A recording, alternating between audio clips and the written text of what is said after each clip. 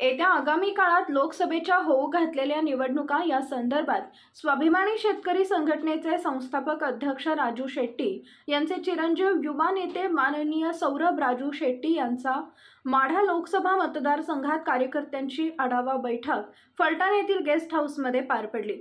तत्पूर्वी त्यांनी मान तालुक्यातील बिजवडी गावच्या शाखेला सदिच्छा भेट दिली। बिजवडी शाखेच्या वतीने त्यांचा शाल व श्रीफळ देऊन शाखेचे ज्येष्ठ सल्लागार आप्पासो बाळू भोसले यांच्या हस्ते सत्कार करण्यात आला। यावेळी मान तालुका अध्यक्ष राजू मुळीक, बिजवडी शाखेचे शाखा अध्यक्ष दादासो निवृत्ती शिंगारे, उपाध्यक्ष सतीश शिवाजी भोसले, शाखा सचिव दादासो अप्पासो भोसले, शाखेचे सल्लागार सुरेश विष्णू शिंगारे, युवा संघटक बापू उर्फ विकी घाडगे, गणेश पवार, निलेश शिंदे व बिजवडी गावचे प्रतिष्ठित ग्रामस्थ मोठ्या संख्येने उपस्थित होते। चहापानानंतर सौरभ शेट्टी फलटणच्या दिशेने रवाना झाले। त्यांच्यासोबत मान तालुका अध्यक्ष राजू मुळीक व बिजवडी शाखेचे शाखा अध्यक्ष, उपाध्यक्ष, अध्यक्ष व सचिव फलटण येथील गेस्ट हाऊस येथे होणाऱ्या आढावा बैठकीसाठी हजर झाले।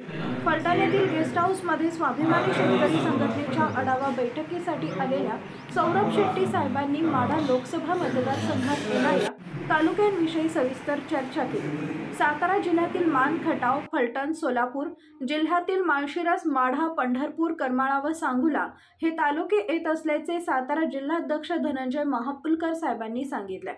या चर्चेदरम्यान स्वाभिमानी शेतकरी संघटनेचे फलटण तालुक्यातील फलटणचे तालुका अध्यक्ष नितीन यादव, तालुका उपाध्यक्ष शकील मनेर, पक्ष तालुका अध्यक्ष दादा जाधव, राज्य प्रवक्ते प्रमोद गाडे, जिल्हा सरचिटणीस डॉक्टर रवींद्र घाडगे, सदस्य किसन शिंदे, स्वाभिमानी विद्यार्थी परिषदेचे फलटण तालुका अध्यक्ष जयराज महामुलकर, मान तालुक्याचे तालुका अध्यक्ष राजू मुळीक, बिजवडी शाखेचे शाखा अध्यक्ष दादासाहेब शिंगारे, उपशाखा अध्यक्ष सतीश भोसले, शाखा सचिव दादासो भोसले हे आवर्जून उपस्थित होते। या सर्वांशी सौरभ शेट्टी यांनी दिलखुलासपणे चर्चा केली। स्वाभिमानी शेतकरी संघटनेचा विजय असो, स्वाभिमानी शेतकरी संघटनेचा विजय असो। एकच गती राजू शेट्टी, एकच गती राजू शेट्टी।